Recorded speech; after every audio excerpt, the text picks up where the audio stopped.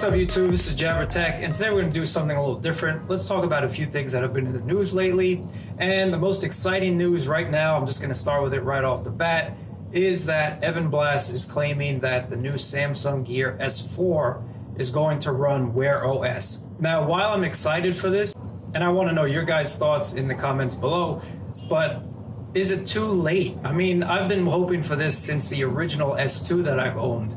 And finally, if Samsung does put WearOS on their devices, I think it's going to be amazing. The great hardware combined with WearOS's compatibility with apps and just Android in general, I think it's going to be great. But what about us current Gear S3, Gear S2, Gear Sport owners? Are we going to have the choice to install WearOS instead of Tizen? I highly doubt that.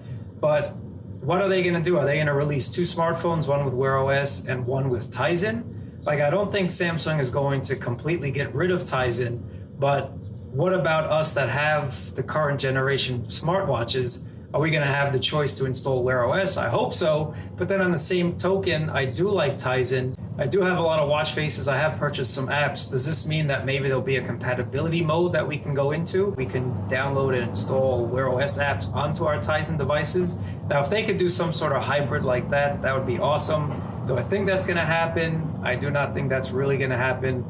Do I fully believe that WearOS is going to make its way to the next Samsung watch? I'm still suspicious. I'm still skeptical.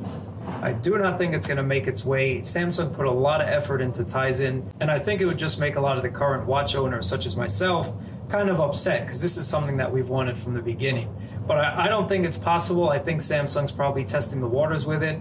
But I think it would also create a lot of fragmentation in the market if you had the same watch under the same Samsung umbrella, but one with WearOS and one with Tizen.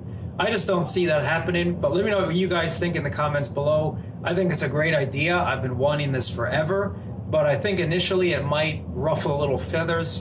But at the end of the day, knowing Samsung, if they stick with WearOS on their devices, I think it's going to be the perfect combination. I personally would buy one because I've been wanting WearOS on a Samsung-made watch since the beginning of time, and I'm sure you guys have too, but let me know what you guys think in the comments below. Next thing I want to talk about is the OnePlus 6. Now, the OnePlus 6 is a beast of a phone. Finally, it's all growing up. It looks great, glass back. It has everything you'd want starting at $529. And then it goes all the way up to $629 for the 256 gigabyte with 8 gigabyte of RAM version. And that's still way cheaper than Samsung's latest offerings. And the cameras are supposedly really great in low light. They really stepped up their game. So I'm happy for OnePlus. I think it finally took a couple generations. They have some capital behind them now, and they can make some more inspiring designs and whatnot. But should you buy one? I personally would say do not buy one right now. And I'm going to tell you why.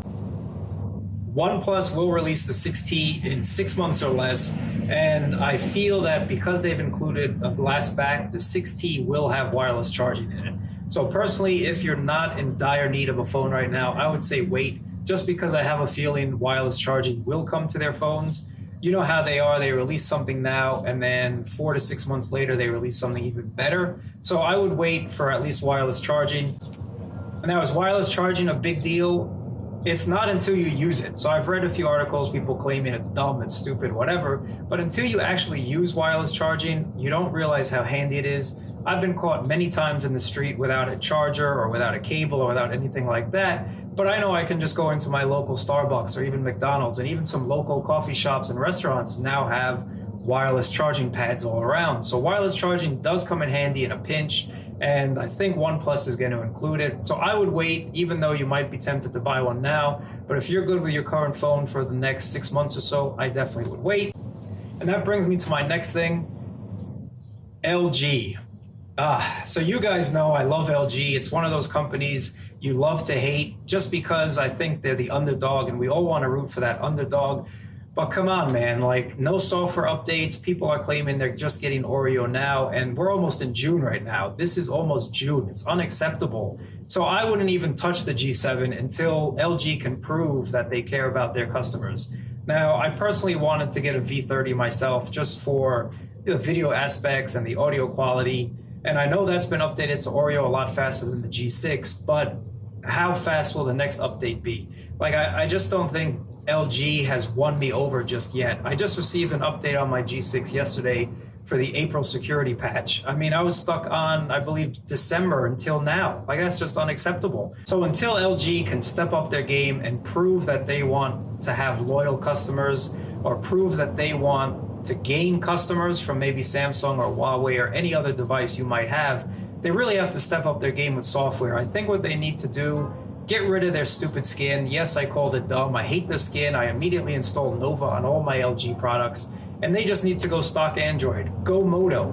Go the Moto way and just go stock Android. LG with stock Android would be my ultimate device. Even Samsung stock Android. But we know that's not going to happen with Samsung. LG is our only hope. And I hope they're listening to me, because I'm not the only one that's voiced this. Go stock Android. You'll have a lot easier time developing software updates for your phones. It'll just be a lot easier for you, a lot quicker for us. And I think it'll just be a lot better. Go stock Android. People will flock to you just because you have great hardware, that wide angle lens that we all love. Plus, stock Android is an ultimate win in my book. But let me know about these topics and any other topics you want to discuss in the comments below. And I really appreciate you guys watching. Thumbs up, hit that subscribe button if you enjoyed and want to see more of this content. And let me know what you think about this style as well. Something new I'm trying out. What do you think about it? But anyway, guys, I really appreciate you watching, and I'll catch you guys next time. Later.